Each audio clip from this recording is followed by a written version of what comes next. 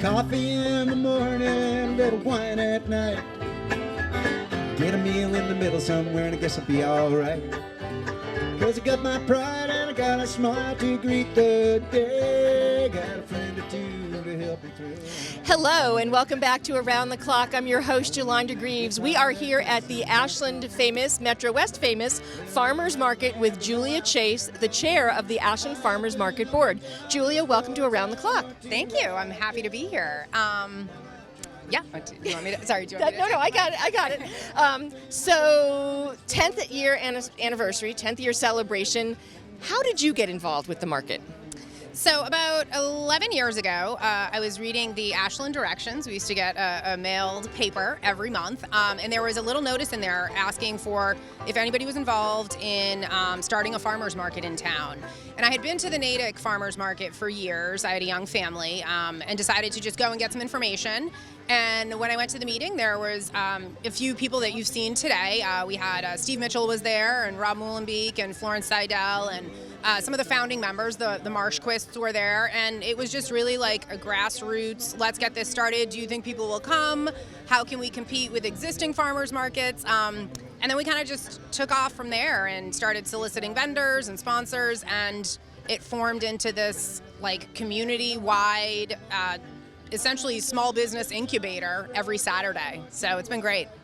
So 10 years now, what we see today, what was the first couple of years like? Was it similar? Was it a little bit different? So I would say the energy was definitely the same. One of our missions was to have a community event, not just a place where you go and pick up your produce for the week and go home. We wanted it to be a community gathering space with music, events, kids corner. So all of those elements have been in our mission since day one. What you will see today that's different from years ago, the first 2 years, we have more vendors. So where we started with about 20 vendors every week, some weeks we'll have upwards of 30. And another great part of what's happened is that we find vendors come to us now, asking to be part of our market. Just other vendors will share what a good experience they've had. So we have to do less with the marketing now because we have so many people that already know what a great space this is. So it's been great. We grow every year. You also support community. I remember there was a number of years the select board were here, and then you branched it out. We worked to do community committees and everything like that. That has changed a little bit. Yeah, so we still do. Last year with COVID, we took the market down to bare bones, but now we're back to having a community tent. So every Saturday, a community organization can apply to have a tent for free, so they can come and share with the community members what's going on with their organization. Another thing that has really grown and changed over the years is our SNAP match. So one of our missions is to help get food to underserved communities. So members of our community and surrounding communities can use their SNAP benefit card.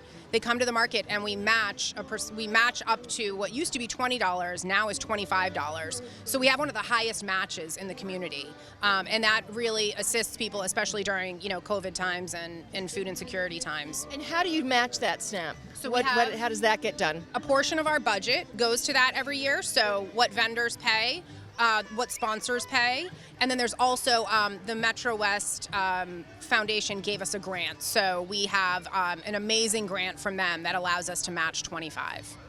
So it's the second day of the 10th anniversary, but with an organization like yours, I know you guys are already thinking what can be different, what can change. Mm-hmm. What might people see differently toward the end of this season or into next season? So we definitely want to, we need to keep an eye on, COVID and how people are comfortable gathering. We do want to have more events. We also want to potentially bring back some kids activities that may have to wait till next year, depending on what the climate is like. But basically, we just still want to continue with the musical acts and with our community groups. We want to make this just a fun gathering space. It was so wonderful to see everybody, come out and smile at each other and talk to neighbors they hadn't seen in 13 months. So we want to keep that going. Good. Well, Julia, congratulations on 10 years. Thank you so much for what you do. As was said in the senator's speech, she talked about how Ashland is really volunteerism, and I think our farmers market is a true example of that. Definitely. Thank you to all of our volunteers. We could not do this without the tireless work behind the scenes and on the ground floor. So thank you to all of our volunteers. Well, Julia, thank you so much for talking to us. Congratulations on 10 years of the Ashland Farmers Market. That's going to wrap it up here at the market, and thanks for watching Around the Clock.